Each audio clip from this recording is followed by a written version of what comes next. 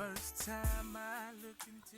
with True for Life Radio out here in Fifth Ward, Texas at Fifth Level. And today we're doing our special episode, our first episode of Hood in Politics. And our first guest that we have is Miss Kendra London. Miss Kendra, tell us something about yourself, something interesting that we don't know. I was born and raised, and I still live right here in Fifth Ward. So, and I have two amazing sons, and that's it. I guess I'm just from right here. I'm your neighbor running for office. That's what I am. I'm far from a politician, though. But it's great that you are a politician and that you are from right here in our community. And it's a lot of politicians that are out here that are not from here, so they can't really relate. And that's something that you have that gives you one up on everybody else, in my opinion. Thank you. All right, so you mentioned that you are a politician. Tell me, how did you get into politics? Well, being born and raised here in Fifth Ward, due to my hardships and barriers, my trauma response is to assist others. So what I've been through is what brought me here today. So I started a nonprofit called Our African Family, and with that we do educational and charitable events. So we render resources here in the community, and we advocate for fair housing, environmental justice, and also community engagement. So we take care of our neighbors, and by doing so, it pushed me even further into what makes the community work, and you can't run a community without politics. So if someone is interested in maybe sponsoring or being sponsored by your organization, how could they get information on that? We have a website called Our African Family. African is spelled with the K, so it's ourafricanfamily.org. Okay. And is there anything else or any other websites that you would like to share with anybody? On Instagram, it's also Our African Fam. And to follow the campaign, it's Kendra London for HOU on Instagram. Okay. So my next question that I have for you is, can you help the people understand why voting for the local elections are so important? Because a lot of people say, you know what, I'm not voting, my vote doesn't matter, they're going to go whichever way. You hear those type of negative comments all the time. So with you being someone who have experienced hardships and grew up in this community, what makes it important for them to vote? Oh, it's extremely important for everybody to get out and vote. Houston is ran by local office. So when we're voting for the president, that's cool, but the president has nothing to do with your everyday life. Your everyday life is handled by your local elected officials. So to vote is to have a voice of what's going on next in your community and what's to come. Okay, so if somebody doesn't vote, don't complain about it, because if you vote, then you're making a difference. And if you're not going to vote, don't complain about it, because not voting means that you don't have a voice and you don't care about what's going on in your community. Yeah, to take care of your neighbors and to take care of your elders, to make your ancestors smile. You do what they fought for. They fought for us to have a voice. So you exercise your voice at the polls. Yes, I agree. That is very much important. Okay, so we're going to move on to the next question. You ready? All right, so what are some areas of focus for District B if you do get elected? Oh. You know what? Let me rephrase that. When you do get elected. I was gonna correct it anyway. That's okay. But as your elected official, one of my main concerns is fair housing. We're being displaced, and to be displaced is another word for gentrification. So when we're seeing all of these nice homes being built and we are priced out, that's a hardship that can be prevented if you had someone at the table with a voice for you, speaking for you. So fair housing is my biggest concern. So I don't use the word affordable housing. Affordable housing, everybody can afford to live. If you can afford to live in River Oaks, that's where you're going to live. Fair housing has a Fair Housing Act, which you can hold elected officials accountable. Fair housing is my main concern. Also, environmental justice. When we're looking at District B is Fifth Ward, Trinity Garden, City Gas, Scenic Wood, Fontaine, Pleasantville, Greenspoint, Borders Borders is up there by Bush Airport. So all of these communities, once I began to journey across the district, they all mirror my hardships here in Fifth Ward. So wherever we're at, there's a problem. So if we don't begin to use our voice as one voice, there will always be a problem. So you shouldn't speak up as City Gas, speak up as Trinity Garden. We should be speaking as one, as the district. So when it comes to environmental justice, all you have to do is follow that train track. That train track is going to show you creosote. That train track goes from Fifth Ward to City Gas to Trinity Garden. It hits all of us. So to call it a cancer cluster is disrespectful to my ancestors and to my people. This is a cancer crisis. So that's one of the things when it comes to environmental justice. But when you speak of environmental justice, we're speaking of it as a cluster that minimizes the pain that we have been through. No one is being held accountable for that. So your current city council member thought it was okay to go to Wheatley and take children to a baseball game and partner with Union Pacific. But we don't want bubblegum and baseball. We want justice. So therefore, you need somebody in office who has a voice and who's willing to speak up for the people. So environmental justice is not just medical bills. Environmental justice is also housing. Environmental justice is also jobs. So when our family members thought they had a shot at a second-class life, we were bringing home chemicals that was killing us. Who's holding them accountable?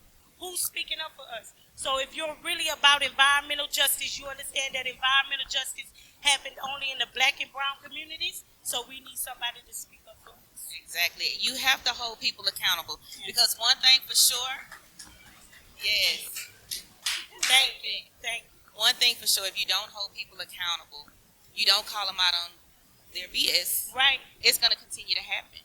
It's kind of like, raising your children. Yeah. If you don't hold them accountable, what's going to stop them from doing it again? And if we don't speak up and if we don't say something about what we have a problem with, we're going to continue to have a problem. So with that being said, in the city of Houston, what are your concerns that you have when it comes to the city of Houston outside of the environmental problems? When it comes to the city of Houston, our lack of jobs. We continue to hear everybody say they throwing a workshop here, they throwing a workshop here. We throw 1 million workshops a year, nobody gets hired. So I don't want to hear the word initiative. I want to see us hired. So if we would have hired the residents in the community, when these multi-million and billion-dollar entities come into our community, the least you can do is allocate jobs to the residents. That's how you build economic development. So if you do not put the jobs in the community, that means you're taking from. So we need somebody who's firm about saying if you want your business here as a developer to do business here, you need the community at the table. You need the city council, the local officials, elected officials at the table, and the developer. And I think there's a way to have balance between all three. But if there's greed involved, it's destruction. So that's what we have now. So we need them to create job opportunities. They need to make it available so that we know when these opportunities come up. So like you said, if you can put a big business in my community, how come it's not available for me to apply for it so that I can get a job and make it to where I can get to that job? Or even doing so when you're coming here and you're building inside of the community to offer vocational training to do that job, to also even offering the vocational training before phase 1 of that job. To do, that's what we did. We have a East River project back here by Kelly Court, and they TxDOT took out Clayton Homes. Before that project began, we asked them to allocate enough jobs and enough to put up the construction of the apartments before the destruction of Clayton Homes. They didn't. Those families are gone. They have no navigators. Navigators should have been with each family that's within Clayton Homes. Our elected official could have handled that. So in all honesty, I have people asking me, why am I running against an incumbent? And most people say you can't uproot an incumbent. It's hard to get an incumbent out that seat. I've tried to partner with the incumbent. I've tried our nonprofit organization has done the work. I've been to City Hall. We built capacity, so I'm used to the no's and the pendings. So therefore, I'm now going to challenge for the city. Okay. What are your thoughts about what's going on with HISD right now? So what I have always said since day one, if we're going to select 8 board members over 800 children, I say the 8 board members are volunteers. Get rid of the board members. Let's take care of the children. TEA is temporary. TEA can get gone if we take care of business. So to come back and go back and forth with TEA about them closing the libraries, and I understand all that. But then I asked the question, before they closed the library, did you take your child to the library? Before they closed that library, were you all reading books in that library? So we have to hold ourselves accountable too.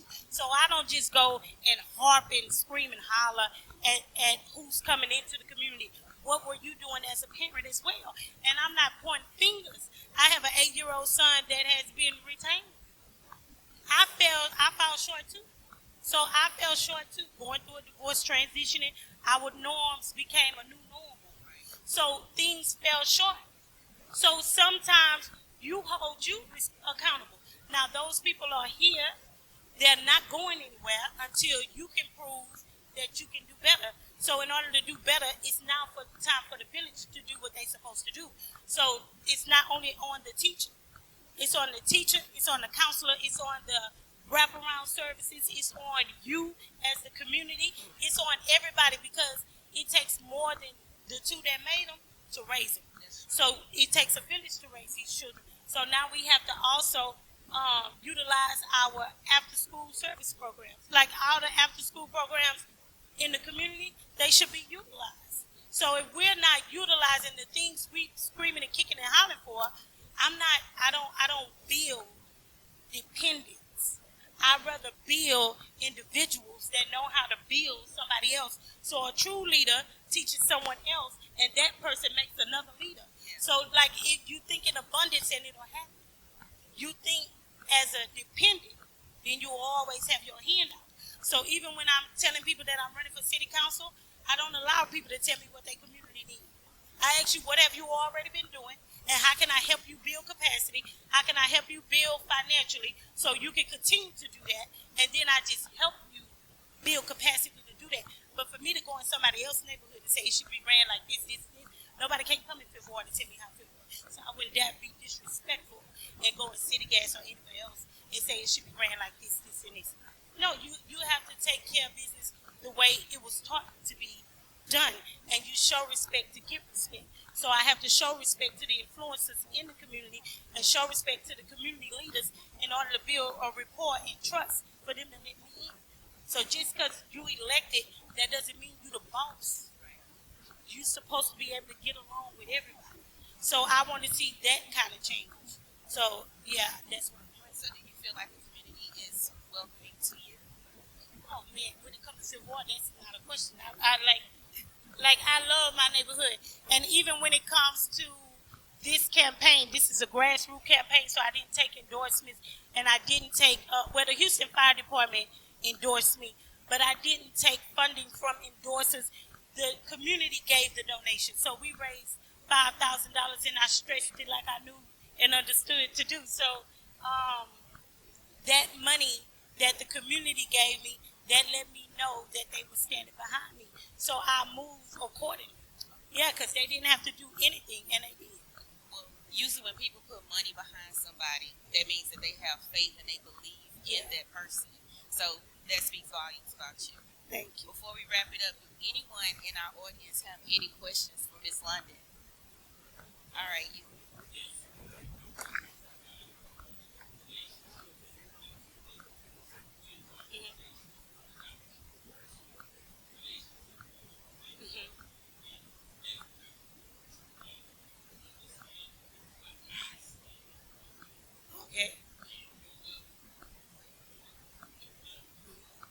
Okay, so even I was in at East Civic Club this morning doing food, giving out food this morning, and I brought you up because they showed me a garden.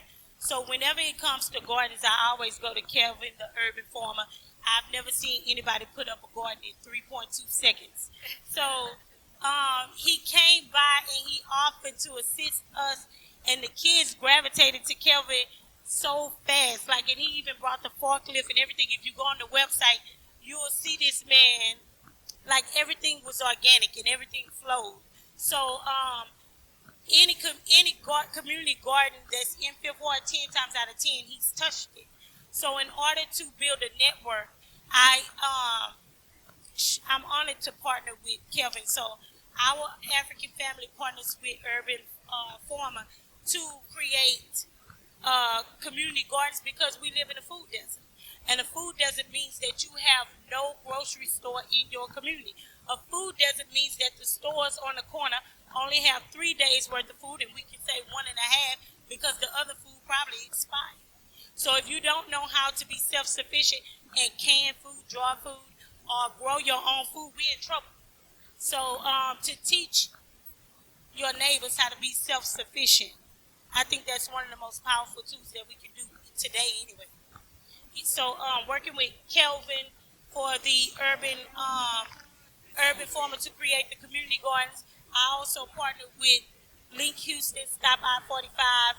When it comes to that I-45 expansion coming through Fifth Ward, that freeway coming through Fifth Ward, that's going to take 1,000 families, 5 churches, and 2 schools. We don't even have 2 schools to give out. But the community lacks that information. We also partnered with B-Cycle. So when you would see us riding through the community on the bikes, that was us teaching political structure. So we taught what was and what's to come. Thank you for that question. Did anyone else have a question?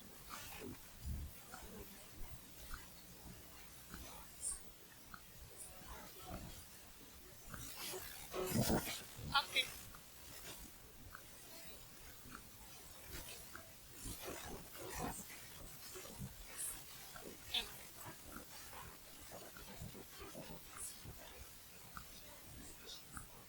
Yes, so my plan for the district is to truly create a united district. So to do that, my goal, my vision is that we come together and have one voice. Because like I said earlier, what's happening here is happening down Homestead. So it's just your neighbors that's experiencing the same thing that you're experiencing. So if I go to Fontaine and Scenic Wood, they're experiencing the same drainage problems that Fifth Ward never flood. But now we flood because we have so much stuff going up and nobody's taking care of the piping that's underneath. Everybody's just building. So now we're flooding, but this community has never flooded. So we're just simply mirroring each other because we keep going to city council in pieces instead of as one voice. So my vision and my goal is to create a true united District B. And in order to do that, that means whatever is going on with Homestead stand behind Fifth Ward stand behind Homestead. Everybody's concerns are different. Everybody needs different tools to be successful. So everything we need here, they may not need. But everything they need, we may not need.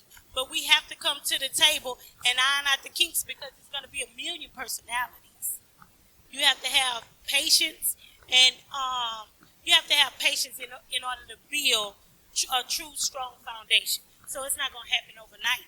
But I do believe that within 1 year, you should see some type of difference. I haven't been on a job where within 90 days, they didn't see a difference. So in 90 days, I used to work for the health department for 8 years. So you got to show who you are within 90 days or you got to keep going. So I say hold everybody accountable. I even ask that you hold me accountable. I have no fear about being held accountable. My main purpose for running is due to lack of transparency here. So everything, we were left out a lot of vital conversations. So everything continued to happen without us, and we find out about it afterwards. Or they come through and they do check and balance meetings, and we're never in those meetings. No problem. Thank you for that question. Does anyone else have a question for Ms. London? That's it.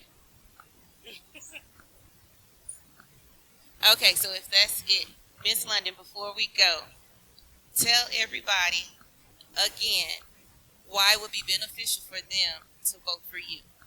It would be beneficial for you to get out tomorrow to go and vote. The voting is started on the 23rd, and it's early voting ends on October 3rd. So to get out and vote for someone who has been where you've been and who wants to take you where they're going. So I want to create a true united District B. I want to create a true community, and a community can go across a district. It's not these fake lines of Fifth Ward stop right here, Acres Home stop right here. We all look just alike. We all got the same problems and concerns. The conversations at every barbecue or every repast is the same. So therefore, to vote for me is to bring transparency to the community, bring the people to the table, and to have a true voice at City Council. Thank you. Yeah. Like she said, to find somebody that's truly transparent, you don't want somebody that's fake that's just going to tell you what you want to hear. She just told you what the problem is. She told you that everybody needs to be held accountable. She told you what we can do to resolve that problem. So we have a problem solver, somebody that's going to bring solutions. So y'all need to get out there and vote. Y'all can prioritize whatever you need to prioritize, but this is a number one priority. So give it up again for Miss London. Thank you. The polls close at 7 p.m., so it's open from 7 a.m. to 7 p.m. Cashmere Garden Multi-Service Center, Acres Home Multi-Service Center, Denver Harbor Multi-Service Center, and also Northeast Multi-Service Center. So thank you so much. My pleasure, my pleasure. And thank you guys for tuning in. Like I said, this was our first episode of Hood Into Politics, and we're out here every Thursday at 5th Level for karaoke. So we have drinks, we have food. Look, we have a beautiful politician here. So come on out. Hood Into Politics out here right now, 5th Ward, 5th Level. Thank you. Thank you very much. The first time I looked into your eyes, immediately you took me by surprise. Extremely different, as if we already made like a dream, a poetry, or a magazine or two.